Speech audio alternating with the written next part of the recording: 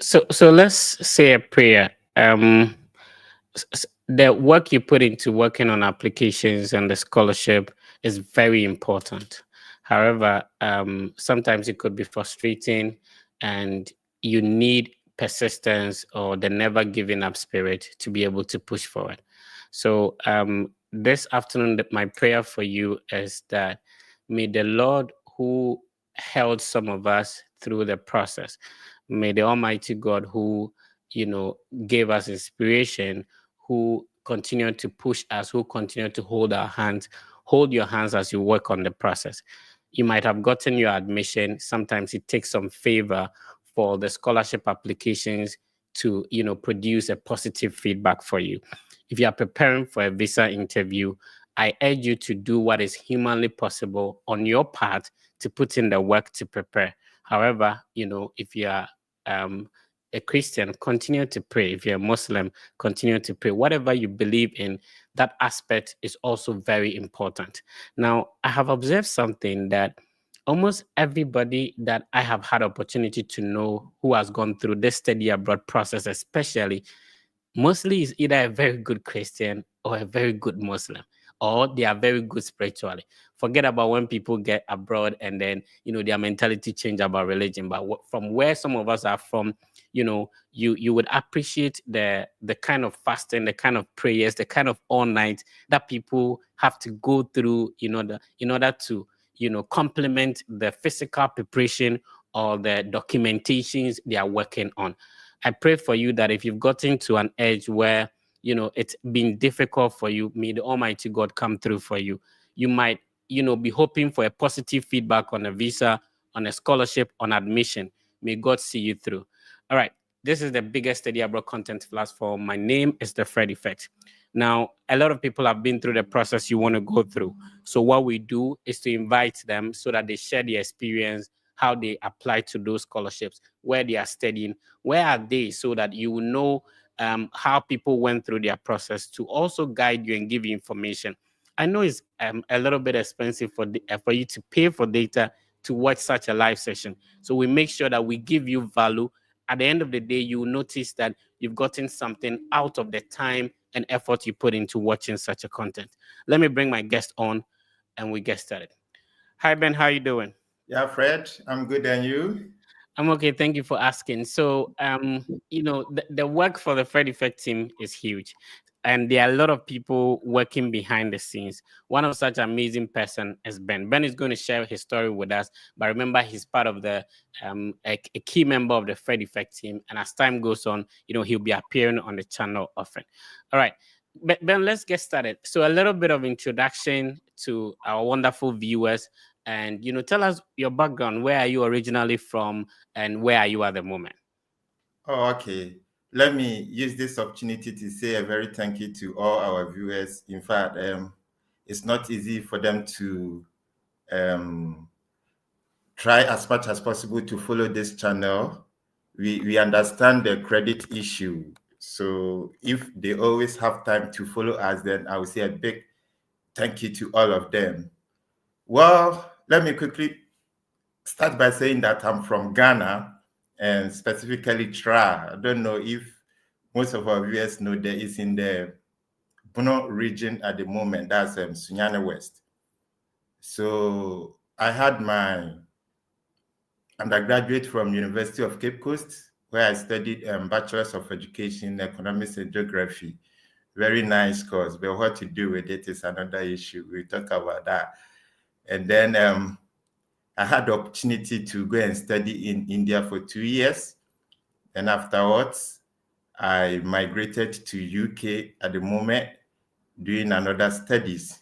We want to become true social scientists, so we try as much as possible to utilize any opportunity that we have to at least get the necessary knowledge. So that has been my motive and mission at the moment. So I'm trying as much as possible to build my academic credentials so that whatever plans I have, I can easily execute it in the future.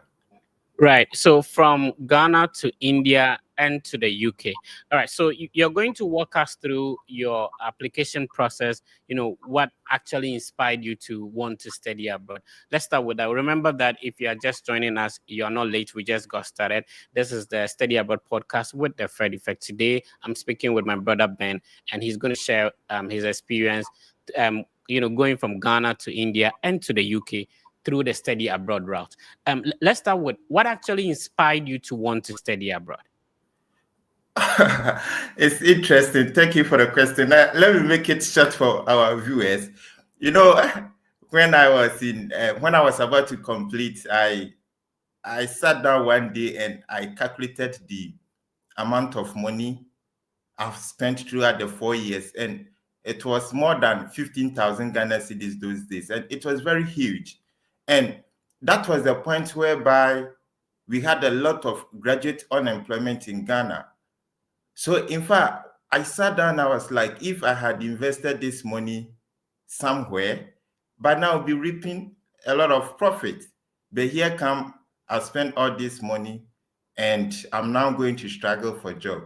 So whilst I was pondering around that, I came into contact with one man that told me that it is possible to study abroad on scholarship. I said, is that so? He said, yes. Then there I had a change of mind.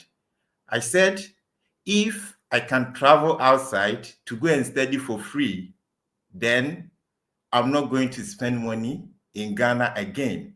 And that was it. So my intention was that for my master's and my PhD, I have to try as much as possible not to spend a penny on it. So that was the motive back then. So I got the energy and I started, even though the initial process wasn't as smooth as I was expected. But I said, for my master's, I'm not going to do it in Ghana. And God being so good, I was able to achieve that. All right. So if you also have the same dream as Ben, remember that every week we select one person that the team mentors to go through the process. How do you get selected?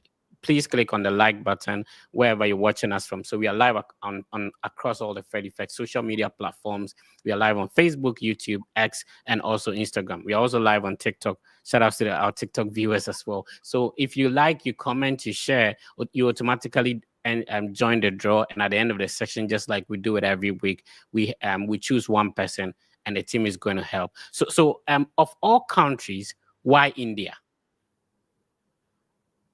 Okay. As I said earlier on, I said I'm going to school for free. So by then I was like, wherever the chance or wherever the opportunity comes, I'm going to take advantage of it. So by then I had tried US, UK, India. So I had these three countries in mind. So what I was doing all these three simultaneously. So I first started with the US. It didn't go the way I wanted. And I was working on the UK. So in the process of working in the UK, I also got a hint that India too, I can go and study for free.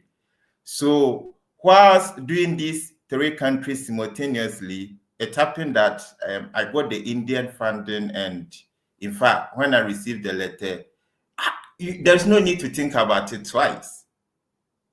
Okay, so the desire was that I needed to go and pursue my master's. And it is such that I was willing, so far as the country is offering the course I wanted to go, I wasn't looking at maybe the economic condition of the country or not. I was just willing to go and do my master's. So that was the motive, because I realized that if at least I have master's, any work I'm doing, my salary will go up. So that was the rationale behind. So I wasn't really looking at the country at that moment. So luckily for me, I got India and I took advantage of it. You mentioned that you graduated from University of Cape Coast. What exactly did you study in UCC or University of Cape Coast? And when did you start your study abroad process? Is it right after your national service or whilst you were in UCC? Talk to us about that. Okay, so in UCC, I read bachelor's in education, but they've structured it in such a way that you can add other two social sciences courses to it. So I majored in economics and I minor in geography. So right now I have little geography background and economics background, but the entire program is education. So we are supposed to end up in classroom teaching. So what happened was that even though I had in mind to go and study abroad, I didn't know how and when to start. But I was having it at the back of my mind that I'm going to study abroad. For my master's, I'm not going to do it in Ghana. If I can get access and study it for free. So luckily, when we completed, I was privileged to work in a private university. So, in fact, it was a good job, small boy, but then I was working as the head of operations. So, it was a huge position for me. But what I realized was that I was doing all the work I was supposed to do, but the pay was something else. And it's obvious because you are straight from university, so there's no need you expect your salary to shoot up. So one day, I think, Fred, I was with you. You called me and was like, "Are you still in Ghana?" I said, "Bro, I'm still there. I'm making money." I said, "No, Ben, you can move." So that was when I came back to my senses that no, because the work I'm doing, they always use certificate as a yardstick not to increase my salary. So in 2021, I said, that is it.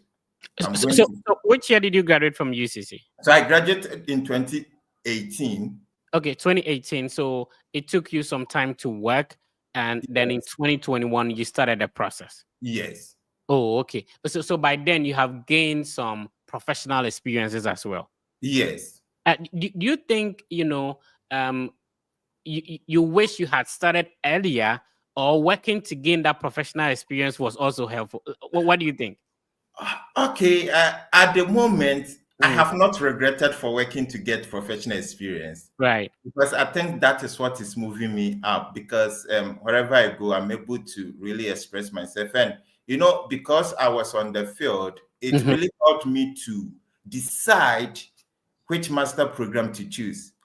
If I had continued my master's right from bachelor's, I'm sure I would have tried to do something in economics, hopefully. But now I'm doing administration and policy. And it's because of my professional experience. Because right. Do you think that if you were being paid, as to how much you were supposed to be paid, maybe like a good salary, like a lot of people are having good salaries in Ghana, do you think you would have still wished to study abroad? Yes, definitely. I would still have wished to study abroad, because the point is that for education it doesn't end. Yes, Definitely. education doesn't end, and you can't just say it's always good to add value to yourself. It's very, very important. So whoever will tell you that education is not good, the person is lying. It all depends on what you want to study and your vision. That is very, very important. So I always tell people, what are your goals? That's what will push you, because even at your job place, they will still tell you to be going for workshops and other stuff. It's all about gaining knowledge. So gaining knowledge is not a place that if you invest your resources or your time or your energy, it will go with. No. So Right. it has to do with the approach at which you are going to handle it. Right. It all depends on the approach you're going to handle it. My name is Fred. I'm speaking with Ben. Ben is a member of the Fred Effect team, and he's sharing his experience from Ghana to India and to the UK. If you're just tuning in, you're welcome. This is the biggest study abroad content platform. Be part of the family by subscribing, click on the like button, and then also share. Once you do that, you automatically join the draw, which we'll be having at the end of the session. And then, the team will help you go through the study abroad process depending on what your preference are. These are the questions you're supposed to answer. Thank you for tuning in, and you click on the subscribe button. Please do that, and then you automatically enter the draw. The question we have for you is, what country are you watching us from? What is the time at your end at the moment? And where have you got into in the study abroad process? Let us know in the comment section. If you do have a question for Ben, later on the program, you can join us live and ask your questions. And also you can type them in the comments. I'll be reading them and then be giving you shout outs as well. All right. But Ben, let's move on. So, how much do you think, I was going to ask you about recommendation letters, right? You said Okay. you've graduated from UCC, and 3 years later you are starting the study abroad process. Did you go back to UCC for recommendations, or you had to rely on your bosses at work, who would also know that you want to run away for recommendation? Honestly, all my recommendations were from University of Cape Coast. You Oh, know, oh, okay.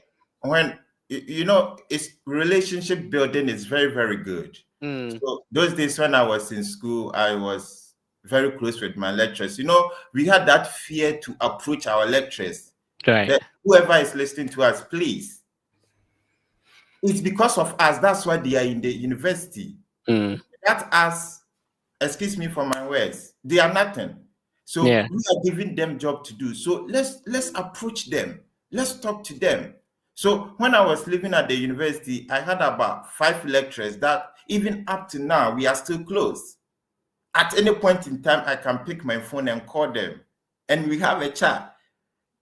So almost all my recommendations were from the University of because of the good relationship I built with them when I was in school. So that 4 years, it was not just only lectures and with friends. No, I was having special time with my lecturers. At times, I go to their office to ask them questions about my future, maybe how the kind of advice they have, they can give me, and all these things helped for me to build a relationship with them. So anytime I call them, say I need recommendation, they just do it. And I remember there was a time I called one lecturer and he was like, Ben, for you, it's easy for me to do recommendation letter for you. Do you know why? I said, say no. He said, because you always come to me. It's not just after class. After class, you come to me, we talk. So I know you. So if I'm to recommend you, it's easy for me. But imagine somebody has stayed with us 4 years. The person, like even class, the person doesn't really take it serious. And imagine in a class of, let's say 200, 150, it's not easy for the lecturer to have the memories of all these people. So you have to go the extra, especially if you have in mind that in future you may need their help in terms of recommendation letter. And that's what I was doing those days. So any lecturer, if you teach me, that is it. You are my friend. So I have that special time with you. I'll come to you at any point in time I wish. I'll pass your office. We have a chat. If I need help, I'll call you. So I started building all my relationship in school. So when I needed the recommendation, I don't need to travel way back to UCC. I just pick my phone, call them. Almost all of them, I call them. I didn't even send them email. No, I just call straight away. Say, please, I need recommendation. Okay, what are you going to study? I'll tell the person and quickly to be sent on my behalf. Right. So that's a pro tip. A lot of people struggle with the recommendation aspect. So that's the pro tip that Ben used that can also help you. Now let's move on. Let's talk about the study in India process. Did you get to meet a lot of Africans or Ghanaians in the university you were studying? Because I think that a lot of people do not know that some of these opportunities exist. When you went to India, how was it? Was there a huge Ghanaian or African community? Oh, okay. When I went to India, I think the university that I found myself, as at that time, we were about, I think, just 5 Ghanaians over there. But at the moment, the number has shooted up because as we were there, we tried as much as possible to spread the information to those who were not aware of the scholarship. And now I think they have a good number of Ghanaian community. So this India scholarship, it's there, but just that it's not everyone who knows. And most of us are very selective. We are like, oh, India, what am I going to do over there? But it's up to you. You get a point. It's up to you because if whatever you want to do, you think you can get it there, you have to move. Because at the end of the day, you are not going to pay anything. So when you say you're not going to pay anything, talk to us about first of all, what's the name of the university? What program did you apply for? And what was your scholarship package like? Okay, so the reason why I say you are not going to pay anything is that it is Absolutely free. Absolutely free to the extent that you don't pay penny. So I was in Punjabi University, that is in Punjab state. You know, India has a lot of states, about 28, 29 states. So I was in the Punjab state, that is at the northern part of India. So what is it is that this scholarship is being given by the Indian um, Cultural Relation Council. So what they do is that they will allow you to apply to at least 5 schools, and then but you apply the school through their portal. So what happens is that if the school gives you admission, then it means that you are about 70% true. Because what they do is that they mostly use our grade point as a medium of selection, as a means of selection. So if your class is very good and you are lucky to get admission from the universities, the 5 universities that you apply, then it means that you stand a huge chance of getting the scholarship. So I Right. was lucky, all the 5 universities I applied to, I got admission in all the 5 universities. So the council just sat down and they did their own selection and they gave me the one I attended. Oh, I see. What program did you study in India? So I did an MA Public Administration, Oh, which, okay, which okay. was a But 2 year but you course. mentioned that you had a background in from University of Cape, because you had a background in like a Bachelor of Education in Economics and Geography, right? Yeah. So why then didn't you apply for an economics program or a geography program in India, but you switched to public administration? Yeah, so it's all about the professional experience that I had, because after from 2018 to 2022 that I moved out from the country, I was fully in the administrative service. So, but then I was like, oh, I've already gained about 3 to 4 years experience. So no need to switch again. So I decided to, so that even if after the master's I'm to come back, at least with the administration certificate, that one alone will help me to get higher pay. So that was the rationale. But other than that, I had already developed interest in administration whilst working. So I Right. feel like, no, I have found my area of interest. So Mm. I see. All right. I'm still speaking with Ben. This is the Study Abroad podcast with the Fred Effect. We do this and every Saturday.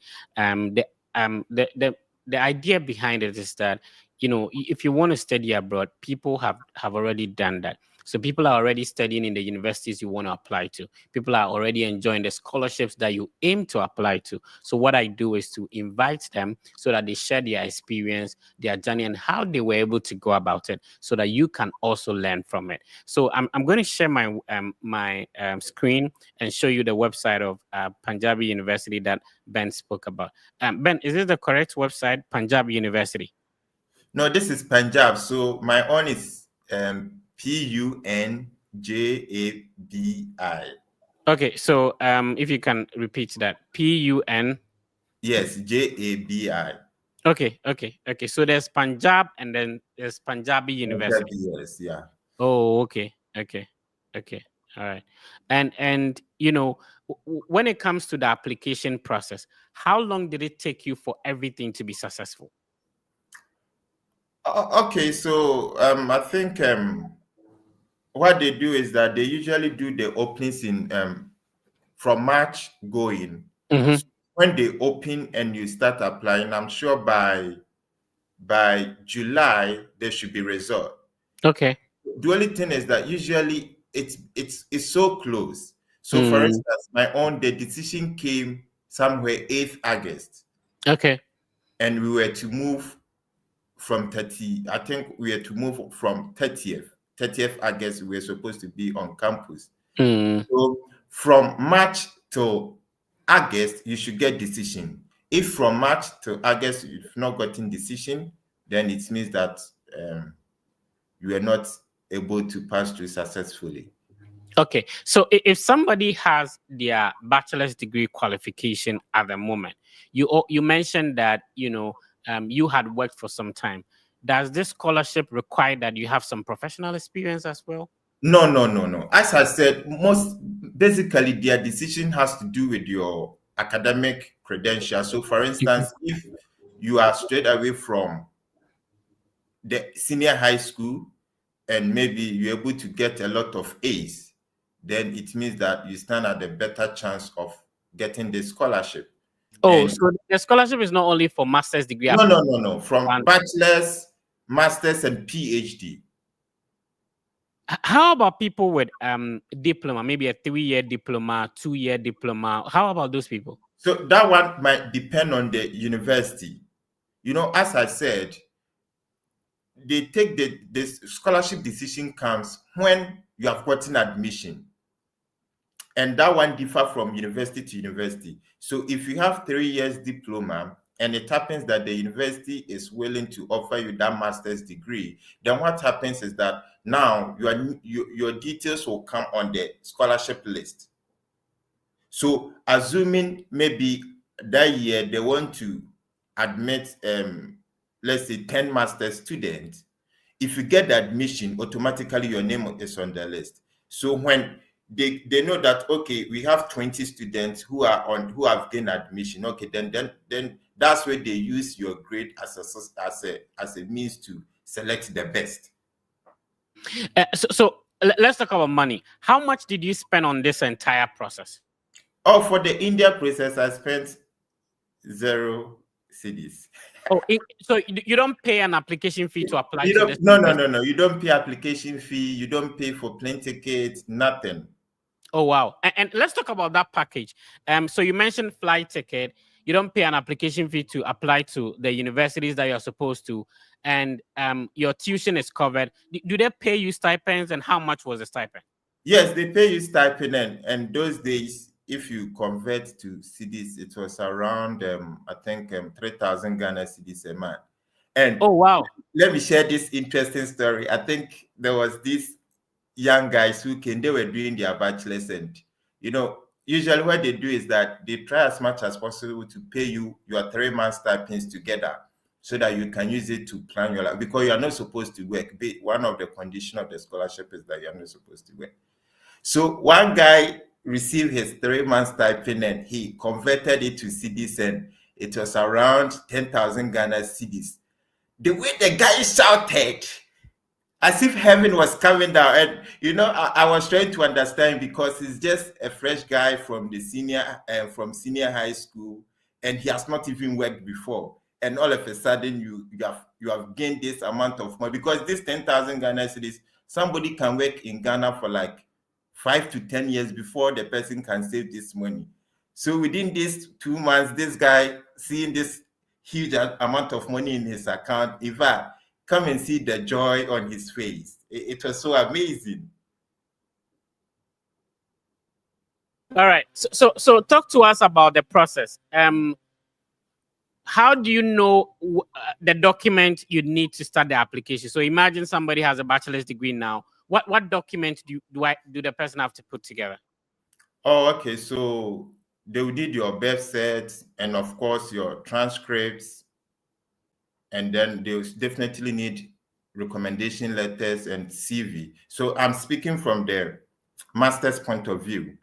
So they will need CV, recommendation letter, your transcript, and your certificate, and then your senior high school WESI results as well. Even though you're applying for masters? Yes, they will still need your senior high school results as well.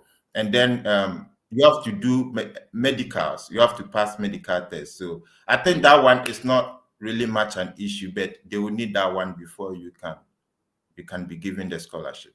Okay, now I have these documents together. How do I apply? So you go to the ICCR website. So you just type ICCR. If I can follow you, I'm going to try and share my screen so that we can do it. But remember, this is the name of the university Ben applied to initially, and obviously, you know, he has a huge international experience. So we'll also talk about how he also transitioned to the UK and how all that happened for him as well. If you're just tuning in, you're welcome. You're not late. Please join. Remember, the session will be live across the Fred Effect social media platforms after this one, and of course all the other ones we've had. So for more than 2 years now, we have been showing up every single week to bring you what we call the Steady Abroad podcast. Go through the YouTube catalog and you'll be able to see all the videos and that we've shot, which are very inspiring, educative, and also informing as well. Ben, you said the name of the website is? Just type ICCR. Okay. Yes, so it should be, the full name is Indian Council and Cultural Relation. Right. Okay. So this is the website. Yes. Indian Council and Cultural Relations. I see. Then what is next? So this is where you do your application. Oh, okay. So where do I click to start? Oh, there's an opportunity to read the instructions on Yes, how the to apply. instructions, everything is there. So it's a friendly website that when you go, everything is there. You can easily read and follow. Oh, I see. So there are instructions on how to apply. All entries except signature in the application should be filled correctly. Application should be completed. Should be complete in all respects with all the required information and all necessary supporting document as listed below. Oh, okay. So the list of documents you even need are listed.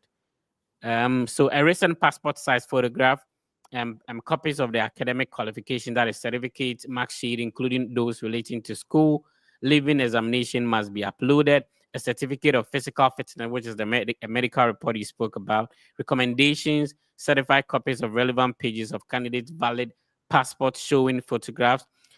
So all the documents you need are here. So the instructions, it's easy to follow. Oh, Yeah, okay. it's so easy. Okay. So you go to the applicant registration and then you're going to create an account this here. Yeah. Oh, okay. So there's information for you too. And can you repeat that again? Which month do they begin can one begin the registration? Yeah, I think usually they open from March. Okay. Yes. So Okay. from March, and I'm sure the deadline is somewhere June. Okay. Yeah. I see. All right.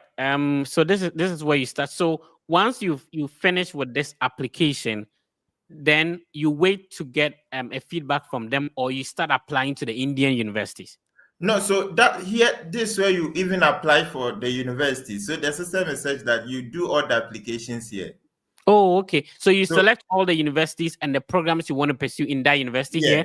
yes. Oh, I see. About I think the maximum is 5 universities. Oh, okay. But how long? How complicated or how difficult is this application? Apart from the medical report, I think all the rest is because it's just upload. All right. So this application, the registration, and then the filling of this form is absolutely free. Yes, it's free. So the only thing is that if you probably have to spend money, it will be on the money you spend on getting your passport, the medical report, maybe your transcript from your school and all that, right? Yeah. Oh, awesome. So student registration 2025-2026 for ICC scholarship program. So already as we speak to you now, it's open.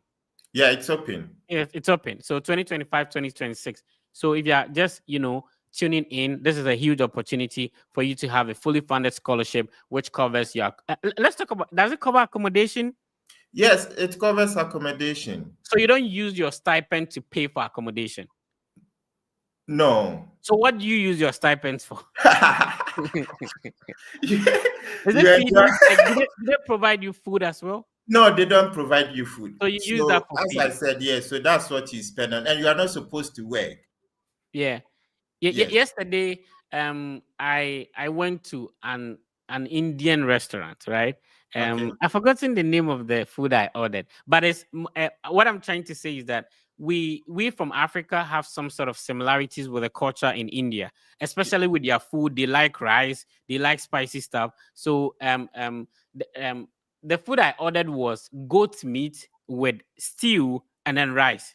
So this is a typical food that you can have in Ghana or Africa as well, right? Yeah. Yeah. Yeah. So the culture in India or the culture in Asia most especially, it's a little bit related to they like spicy stuff, and we like spicy stuff as well. All right. So this is interesting. So I'm happy you are sharing this. And normally when people have an opportunity to go through a process and they share with you, they walk you through it makes it easy for you to go through. So Ben, talk to us about that. You were in India to enjoy this scholarship for the entire duration of your program. At the end of the day, what was your experience like? Was it worth it? Is this something you would recommend that somebody should apply for? Yes, especially looking at the current situation that Mm-hmm. maybe you may find yourself financially in your home country. Mm-hmm. Please, if there is still the opportunity room for you to apply, I would advise you to consider, because the point is that is the knowledge. So if your motive is you are going to study, you wouldn't Right. have problem. Mm-hmm. But if you think you are going to work to get money, that's where you are going to find yourself. So the scholarship is such a way that you can't work on off campus as a student, right? Yes. But like you said, your plane ticket is being taken care of. You are being paid stipends. You are being provided accommodation. Then, you probably might be able to save from the stipends. Yes, and that's what I did. So I did a lot of savings from the stipend. Yeah. And, Yep. and sometimes people want to only look at the big countries. I want to be in Switzerland. I want to be in UK. I want to be in the US, Canada. There are several opportunities. The other time I was speaking to a brother from Nigeria who is also studying in Brazil. And he was also talking to me about incredible scholarships. And of course, that video is also live on the session, on the catalog of the Fred Effects YouTube channel. So check it out. There are a lot of opportunities. Sometimes some people have been refused visas 2-3 times, because they are hitting at only one place. There are a lot of opportunities. And you are talking to me about you going through India. It's easy for you to transition to the UK. When we were speaking about your UK visa application, it was very smooth. Yeah, very, very smooth. Can you travel with your family? So if you have a wife, you have a spouse, and you have this scholarship, can you travel with them? Okay. Personally, because those days I was still single. In fact, I didn't think of it, and I didn't even make research of it. But what I know, Shout out to the single brothers out there. what I know for sure is that I think once we were there, one guy was able to bring his wife and her daughter. So honestly, I have to be frank, I didn't really research into, because I never intend to bring any of my family members. So, but Oh, I okay. see one guy from different country who was able to bring his wife and the Mm. daughter. So it means that it's possible to bring your partner. Right. Let us hear from you in the comment section. Do you have any questions for Ben? I'll be sharing the link. I shared the link to the website, to the scholarship, in the description, as well as the comment. And I'll be sharing the link that you can use to join us live if you want to you have any questions you want us to respond to, and we'll be happy to respond to that. So shout outs to Debbie K. Debbie K says, I'm repping live. Shout outs to Debbie K watching us on Facebook. Phyllis, powerful episode. Thank you, Phyllis, watching us on YouTube. And then, let's see. Okay. Anyway, let's see. All right. Okay. So, I'm happy to see you always, Fred. Look, man, I'm also happy to see you watching us on Facebook. The study abroad is on move. Okay. Lillian is watching us on Facebook. Shout out to you, Lillian. And then Rhea is also watching us on Facebook. Shout out to you, Rhea Doe. And then let's see. Isaac said Mr. Frimpong was my lecturer at Clintabs College. Oh, okay. Okay. So that's where you worked, right? Yeah. Oh, okay. Shout out to you, Isaac. He's watching us on YouTube.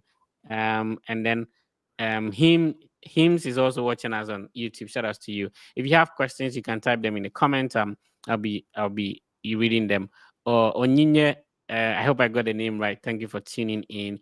And then Richard Owusu, thank you for tuning in. Chachel Otu, shout out to you. I like your name. Thank you for tuning in. Happy to join. Boche Richard. Shout out to you, Boche. Where are you watching us from? and T Jacobs. We'll keep pursuing until we get through. All right. Shout outs to you for tuning in. We have close to 500 people tuning in live across our social media platforms. And please click on the like button, share so that another person can benefit from the ideas and information we keep sharing. So I'll share the link. You can join us live in the studio. And then at the end of the live session, we also have the draw that we do every week. So we select one person who the team will mentor. Now, Ben, let's talk about the transition into the UK. What actually influenced that?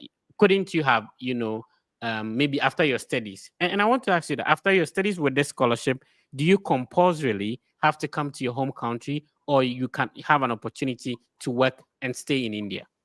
No, you are supposed to come back because the plane ticket is in and out. Oh, okay. Okay. Yes, Okay. so So right after your graduation, your flight is ready. Yeah. Oh, You're I supposed see. to come out. Yeah. So that was smart on your part. When did you start working on your UK process? Was it when? Okay, go ahead. Yeah, so this what happened. India has a very large administration system. I think at the moment they are the largest democracy in the world. So whilst I was attending lectures, I realized how big administration is. And I said that no, if I want to make an impact, I can't do administration. So likely in one of my courses, we did a little bit public policy. So that was the course I realized that no, this is my area. This is my true area. So then I decided that no, if I want to pursue anything in education again, I have to focus on public policy because that will give me the space to bring out whatever is in me to serve humanity. So that was where I got the conviction. I said, okay, between US and UK, where should I decide to go? And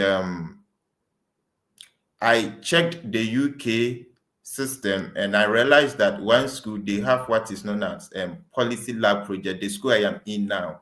And what they do is that they allow you to work with an organization. So the organization will give you a problem, then you do a research, investigate, and then see how you can advise the organization. So when I read that about their program, in fact, it was so amazing. And I said, no, let me try this school and see, maybe it could help me. So before I got to my fourth semester, I had already made a decision. So I put in the application, and as at January 2024, I had gotten admission.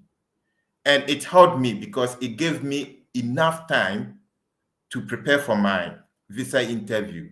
And this program was in fall semester. Or when was this start? You got admission in January, but when was the program started? It's starting in September. I started in September. Oh, okay. Yeah. Okay. So by that time you were wrapping up with your masters in India. Yes, I was in my final semester. Oh, okay. Yeah, so I didn't even before I was about to graduate, I had gotten my visa, everything for the UK. Because I planned well, because I realized that no, public administration is too big for me to make influence. So, but if I'm able to focus on public policy, that is my area of interest, because I always love how I can help government, advise them to bring policies that will really help the citizens. And that has been my area of interest since childhood, because I don't like it when I see people suffering. And I feel that, what even changed my mentality was, I think one definition for public policy was, that is what the government intends to do or not. And that was where the desire started. So it was like public policy is what. So I said that, okay, so what it means is that whatever is happening to a country, it's either the government decides to do it or not. That is it. Then I decided, okay, let me take this thing serious, so that looking at where we are coming from, we can see how we can advise our government for them to take the best policies or decisions that will help the larger population. Right. So that's where the idea came, and I started the UK move. Ben is sharing his experience navigating the study abroad route all the way from Ghana to India and to the UK. we finish with the Indian conversation. Remember that the session will still be live across all the Fred Effect social media platforms. And now we are moving gradually into the UK process. Remember, you can join us, ask your questions. Let's be keep picking up some questions as we go. And then I'm going to ask you about the university you are in the UK, the scholarship, if you are paying for it and stuff like that. So we'll come to that. Let's talk to Joshua. Hi, Joshua. Your microphone is muted. If you could unmute your microphone and also put your video on, that would be great so that you speak to Ben. Inus, assalamu alaikum. Walaikum salam, Mr. Fred. Am I audible? Very. How are you doing, sir? Thank you. I'm very fine. Thank you very much. And I would like to first of all greet each and every one of you for giving me the opportunity to have a one-on-one interaction with you. First of all, before I even ask my question, I would like to say this. Those of us who have HND and would like to apply for master's program in either master's or HND, I mean master's or PhD, I highly recommend that you contact Mr. Fred for his one-on-one conversation, either through Facebook or whatever. I think it's really helpful because through that I've been able to get a university in the United States from HND, 3 years HND to masters. So I think I recommend each and every one of you to actually book one-on-one consultation with the Fred Effect, and it's really going to be helpful. All right. Thank you so much. Thank you so much for the free advert. Thank you. And my question is directly to Mr. Fred, since it is related to the United States.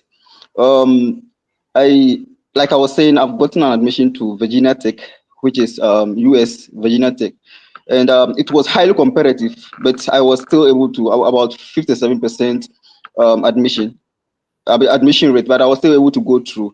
But I'm still in the process waiting for their funding decision. But I do not want to rely on that.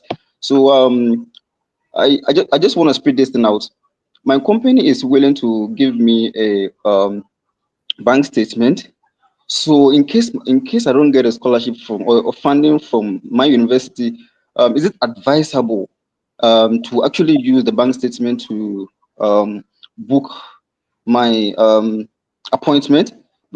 And the follow-up question will come once my question is answered. I don't know if I should wait for you to answer before with a follow-up question. Yes. First of all, congrats on your admission. Blacksburg, I have even made a video about that university, and I have a couple of friends there. Shout outs to Elvis. He's a PhD student over there. So congrats on the admission, bro. So what happens is that as it stands now, as you wait for the funding decision, you can even get the financial document, talk to the international office, and get your I-20 document to start with your visa process. I'm saying this because of how early you would want to get a date so that when your funding offer is ready, they would simply have to update your I-20 for you. By then, you might have even made progress in the visa application process. And normally, when the assistantship is a job, and when they will always want to know whether you are ready to come. So instead of maybe emailing your HOD to always ask about maybe when am I hearing from you? When you email them, you can tell them that I have made this progress. So I am, keen on joining the program. So for example, I've received my I-20. You tell the HOD. Immediately the funding decision is become available. They know that you are preparing to come. Maybe have secured an interview date where I'll be going for the interview on this day. So immediately you get a funding letter. All you need to do is just talk to the international office. They will update your I-20 for you. You do not necessarily have to wait for the funding letter to start with the I-20 process or visa application process. All right. Thank you. And then let me come with a plan B in case in case I do not get funding, and I still proceed with the booking of appointment date and other things. During the visa interview, with the funding or with the bank statement of my company, is it possible that I can go through? Is it possible that I can go through just with the bank statement of the company? I have had opportunity to coach a lot of people who had similar situation like yours and they got a visa approved. Let's understand that, when you receive a scholarship from your university, it does not necessarily guarantee a visa approval. The visa interview also comes with its own preparation and commitment to being able to address a couple of things like home ties and stuff like that. So once your institution accepts the financial document from your sponsor and decide and deems it fit to release your I-20, then you have everybody who holds an I-20 has an equal chance of getting the visa approved. What you do is that, and for example, if you should get a funding from your school, the same preparation you will put in if you had no funding from your school, you should put in the same preparation and even more. You get it? So don't assume that if I should get funding from the school, my visa is guaranteed. No, it doesn't work like that. I have seen people with full scholarship with no deficit from their school and yet get the visa denied. You get it? So you need to put in the preparation in order to master your answers so that it increases your chances of getting approved. All right. My last question is, if I'm able to make it to school, even without the funding, just the bank statement of my school, I'm able to make it to school. Is there a possibility that I can get funding? I know for sure that my company is not going to fund my education. It's just the bank statement that I need. So. Oh, I lost him. Oh, okay. Inusa, you can request again. Let's talk to Joshua. Joshua, how are you doing? I'm doing well, Fred. How about you? Yeah, I'm okay. Thank you for asking, sir. You have a question for Ben, or do you have a question for me? Okay, actually, I'm not having any question, but I just want to thank you very much for your weekly updates. In fact, we are really learning from you, and we are putting a lot of the lessons into practice. And so very soon, maybe we might be joining you. So Amen. thank you very much. I just want to encourage you to keep it up, even though some of us, not all the time that we'll be talking or asking questions, but we are following closely, taking lessons from the successful applicants, and we are learning from them. Thank you very much. This is very inspiring. Thank you so much, Joshua. God bless you. Okay, bless you too. All right. So Ben, it's interesting. Let's continue. So let's talk about the university you are at the moment. What's the name of the UK institution? Yeah, Nottingham Trent University. Okay. I'm trying to put it on university. Okay, good. It's in Nottingham, right? Yeah, Nottingham. Yeah. Okay, great. So this is the website of the university. Talk to us about how the application process went for you for this university. Yeah, I think that UK university's application is, I think, one of the easiest you can ever think of. Yeah. Because I think this whole application I finished, I think, in less than 15 minutes or so. Oh, okay. Because they didn't even request for statement of purpose. No. I see. Yeah, so it's very simple. You just go, like I just entered. So when I saw the program and I read about it, I was okay. I checked the requirement and they weren't demanding much. So I just uploaded my certificate and my CV, yes, and my passport, and I think that was it. And did you say you applied for a second master's degree, even though you had like a master's degree already from there? Yes. Okay. So that's why I'm saying that whilst on the process of doing my MA Public Administration, I realized that it's so huge for me. Okay. Because I wouldn't get the space to do whatever I wanted to do in the future. So then I decided to do another master's in public policy. That will give me the grounds. So now, if I want to, let's say, do PhD, I know where I'm doing it. Straight away, I'm doing in public policy. That is it. Right. Nothing more, nothing else. I see. All right. So, did you have to pay an application fee to this institution? No. Did it also come with a scholarship? Talk to me about that. No. So the application, most of the UK universities' application is totally free. You know, that is one good thing about the UK universities. Right. And then I think I got higher achiever scholarship of £3,000, which really served as a huge relief because £1 is not easy. So to get £3,000 is a lot of money. You know, if you convert it to your local currency, you will know. So after everything, I was left with 14,500 fees to pay. But Okay. you know, I was not disturbed because by then I had done the calculation and I realized that if I'm able to get even the 20 hours job to do with equal support from the family, I can sustain myself. I want to. You mentioned that you started the UK application whilst you were in India. Yeah. But did you travel directly from India to the UK, or because your scholarship in India had the flight ticket, the return ticket paid for already, you had to return to Ghana and later on come to the UK? Yes, I returned to Ghana, but not because my plane ticket was paid for. Oh, okay. Yes, Okay. so I returned to Ghana. You could have easily moved from India to the UK. Yes, because okay. I got my visa in India, so I was having the visa with me in India. Oh, you applied for the UK visa whilst in India, not in Ghana. Yeah, whilst in India.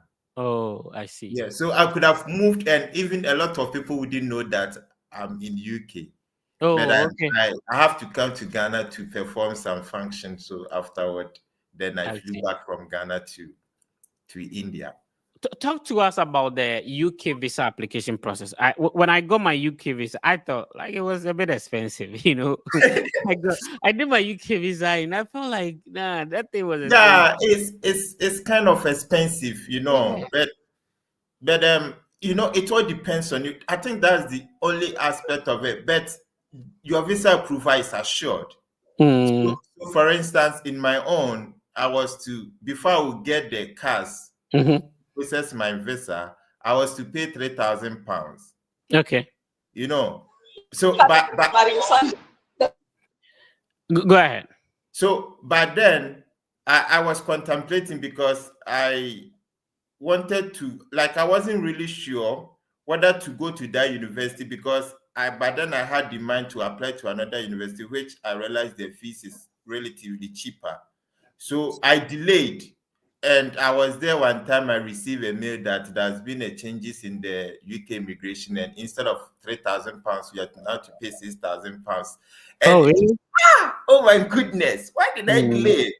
So I said, okay, no problem. So I started putting up, when I was in India, I took advantage of the stipend, so I was able to make some savings. Right. And with the support from my few friends, I was able to get the £6,000 I paid. So after paying the £6,000, it means that apparently I was left with £9,000 to show.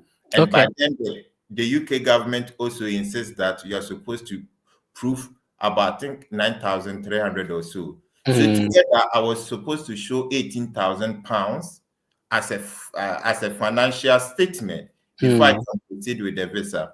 And with the UK, the money must be in the account for at least 28 days. Yeah. Before you can print your statement. Yeah. And that was where I had a little bit kind of difficulty. But because I know the vision, I didn't give up.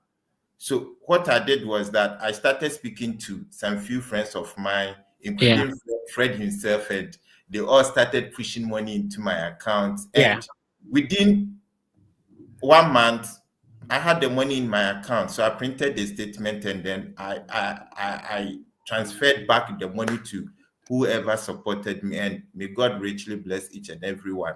Right. So you have had opportunity to work on the Indian visa application. So with the Indian visa, was there an interview as well? No interview. Oh, okay. And the UK visa too, no interview. No interview. Yeah, but how long did it take you for your UK visa to be approved?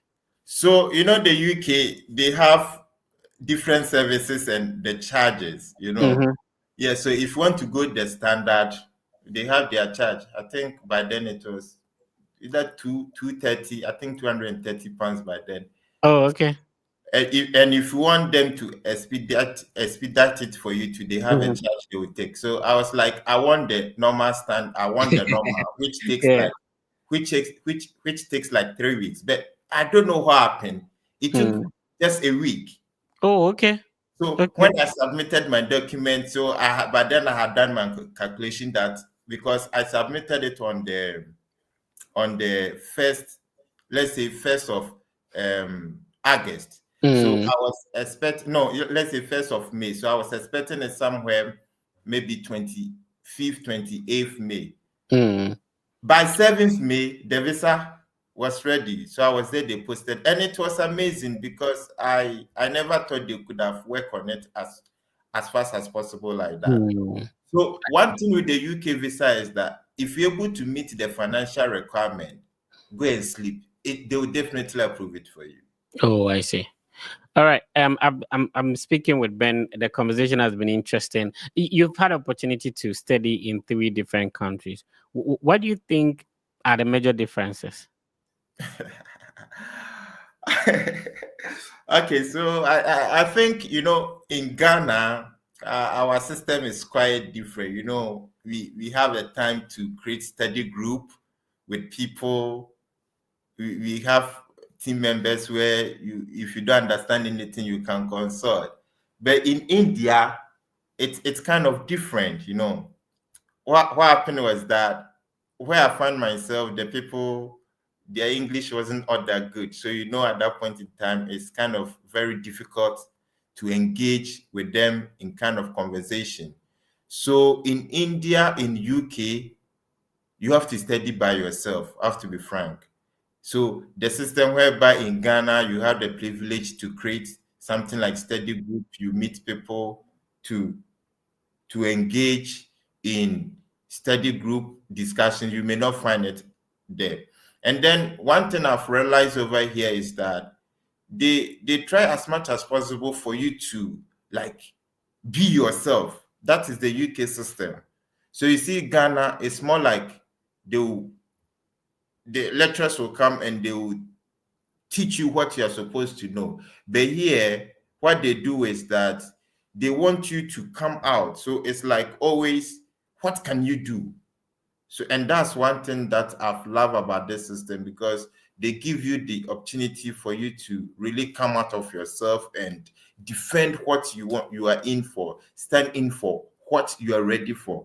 So as soon as I entered here, they asked your research interest, and that is it.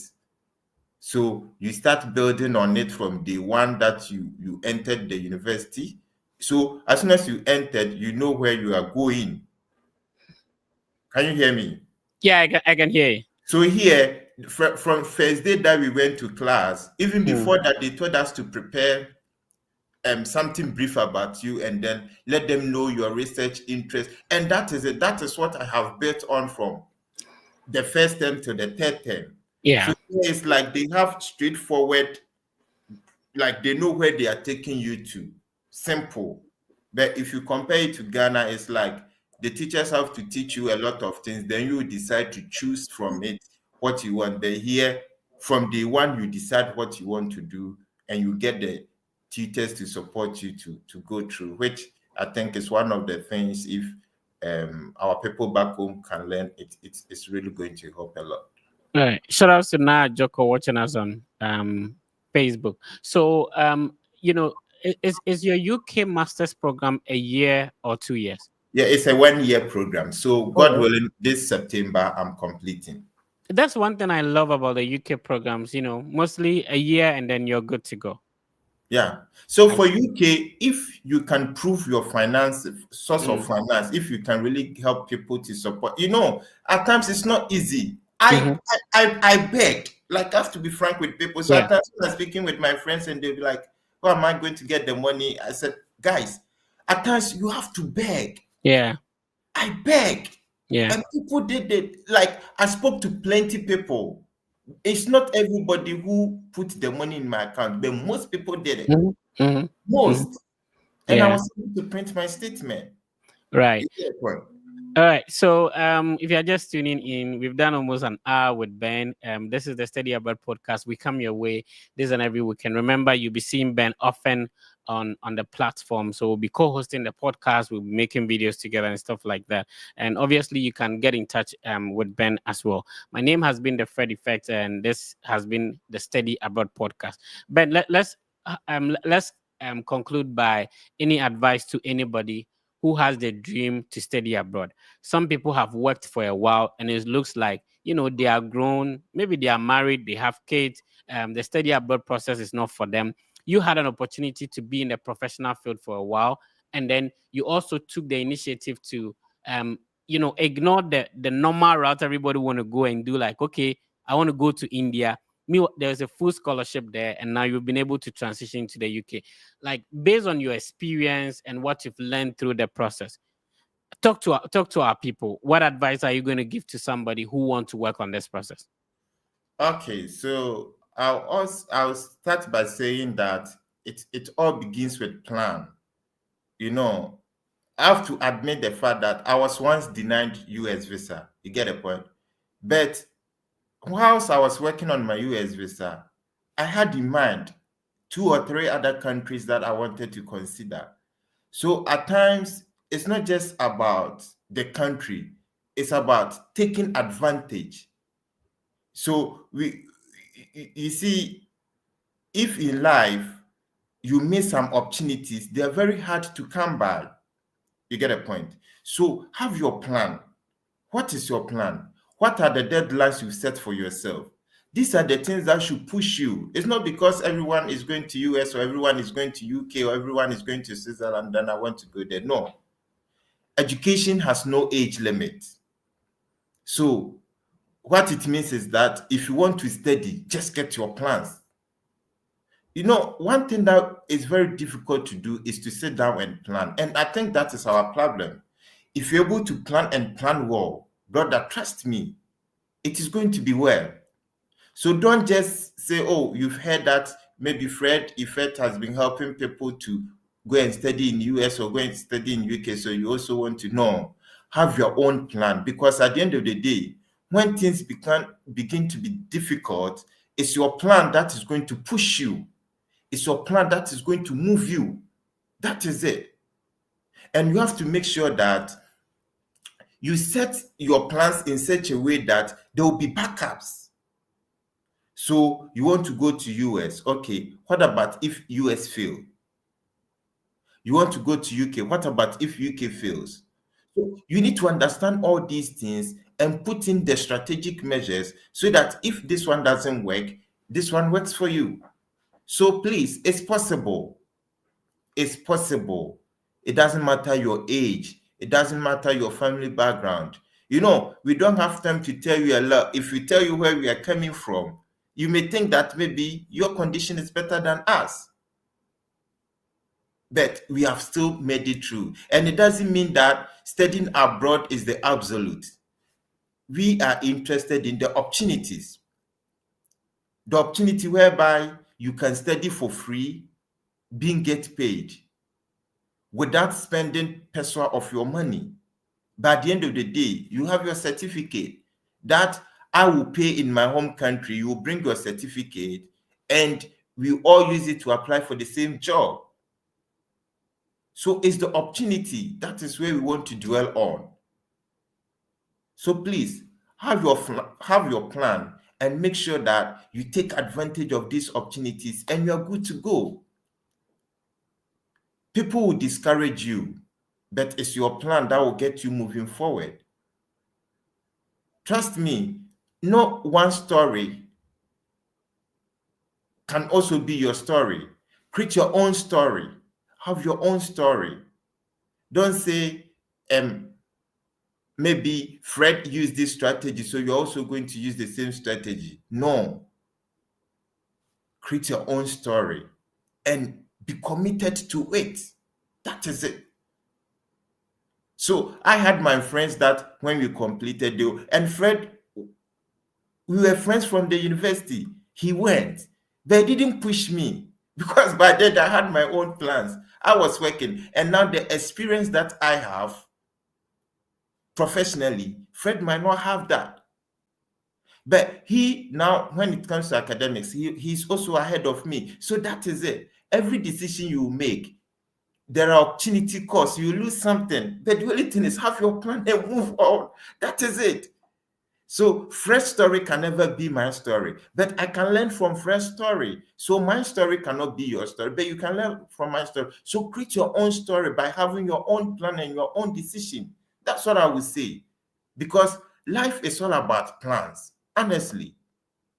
If you fail to plan, then you are planning to fail. I have to be frank with you. And that is what I've realized with most of the people I've had interaction with. So you see, you speak to them, you ask of their plan, and it's like everybody is traveling outside, they also want to travel. On that note, when anything small hits you, for instance, if you get denied, it will bring you down. Like you become so low because everybody is traveling and you want to travel. But if you know why you want to travel and you are dedicated for it, trust me, no matter the negatives, you still find your way through. So, guys, it's possible. We can make it. Let's believe in ourselves. Let's commit to our plans. And in all, let's try to involve the Most High God. And trust me, everything is going to work out perfectly for you. This interview is one of the best I've had so far. Very inspiring and very encouraging as well. This is Ben. Ben is a key member of the Fred Effect team, and you'll be seeing Ben often on the platform as well. So, guys, Ben shared his journey from Ghana, working a while, moving to India for a master's, moving to the UK for a second master's, and all that. And this is huge, and that's why we created such a platform, to bring you the perspectives from different angles. People have different perceptions based on their experience, and so it's great to have different mindset when it comes to the study abroad process, and people are agreeing with you in the comment section. All right, so this brings us to the end of the session today. Is there anything you wanted to share that I didn't talk about? I didn't ask you. Yeah, for now, I think I've been able to let the people know. As my point is simple. Just plan. That is it. Yeah. Yeah, that is it. You'll be fine. Forget about the hardship. There'll be challenges, but you'll be fine. Great. Yeah. There'll be challenges, but you'll be fine. So let's have the draw, and we select one person. And of course, if you need help Ben, if somebody needs help to go through the Indian and then the UK process, do you think you can offer some help? Yes, right now I'm available. So right. So we'll find a way to see how people can connect with a team. And if you maybe are working on the Indian process and you need some assistance, maybe in the UK process you need assistance, you're trying to come up with different ideas on how you can get in touch with a Fred Effect team or Ben as well. All right. Let's have the draw. We have 95 people. We need I need 5 more people to join, and then we can have the draw. So how do you join? You comment, you like, you share, you automatically join the draw. Let's have 100 people. So we have 96 now. So if you join but you don't know what is going on, what happens is that we, after giving you the necessary information you need, we randomly pick people and then hold their hands to go through the process. So to be selected, you either comment, like, or share, and then you automatically enter the draw. So we have 98 people. Let's see if we get to 100, and then let's have the draw. Then we select one person. 99. So we are left with one person. Be the last person. If you're just tuning in, just click on the like button. That's all you need to do. And you have to subscribe. Support platforms like this. After sharing the jokes with your friends, share important information, share important live sessions like this with your friends, and for them to benefit. Shout outs to Mr. Fatal Ibn. Shout outs to you. Thank you for tuning in, sir. Let's see. Okay, we have like 100 people. Let's do it.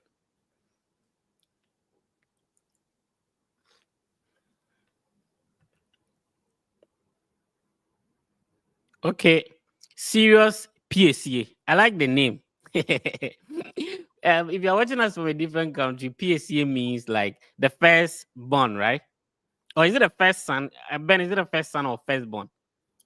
Yeah, the first son. Your first son. So if you're like if you're a female and then you are the first daughter, what is it called? I'm forgetting the local test. Can somebody tell us in the comment section? Because I thought like PSA is like the firstborn, not necessarily the first son, right? Yeah, the firstborn, yeah. Yeah. Okay, people can let us know in the comment section. So she can be a lady. This PSA can be a lady. Oh, okay. So PSA was watching us on Facebook. So shout outs to you. Serious PSA. So they are on serious PSA too there or what? this PSA said he's a serious one. He's not a joke. He's a serious PSA. I don't know if he was competing for the PSA with someone else. So serious PSA. Shout out to you, brother. So congrats on being selected. Just link up with the team via Instagram. And of course, that's how you get in touch with the Fred Effect teams. We have several platforms. We are on Facebook. We have like 113 followers now, which is huge. 175,000 on YouTube, biggest study abroad content platform. We are about 20,000 on Instagram, over 40-something thousand on Twitter or X, and then 126,000 on TikTok. This is to tell you that we've really put in the work, the consistency. We've been key, we've been influential when it comes to the study abroad space. All right, serious PSC. So link up with the team, and of course, if anybody wants to get in touch with us, it's via Instagram. Our Instagram handle is verified. Remember, the Fred Effect team has a collaboration with Argo Visa. Argo Visa is a team of former visa officers, who can help you go through your US visa process. So use the link I'm sharing on the screen to connect with them. And of course, within this month or next month, I'll be having a visa officer on, and then we have a conversation. If you have questions for the former visa officers, please send it to me via Instagram. The Fred Effect is verified, about 20,000 followers on Instagram. We'll be happy to get your input as well. So Ben, thank you so much for your time. I really appreciate you, and thank you for the work you are doing for the team as well. And we continue to impact people's life. And from this side, we build muscles by lifting others, right? So we use the experiences we've been through to also impact other people's lives. Sometimes you just need somebody to show you a certain website, and the whole study abroad process will be easy for you. Yeah. All right. Thank you so much, Ben. I really appreciate it for the platform. I really appreciate it. Awesome. So yeah, that's the end of today's session. We'll come your way next week with another insightful episode on the Study Abroad podcast with the Fred Effect. Please make sure to subscribe, share, and then like, so that the platform will continue to grow. And tell your friends about it. Tell somebody about the Fred Effect. If they want to study abroad, just tell them, whichever platform, TikTok, Facebook, YouTube, Instagram, just tell them to search for the Fred Effect. And their lives will change. If through you a friend's life change, they'll be grateful for having such a friend like you. Please take care of yourself and be positive, and know that everything will be fine. I will see you next week.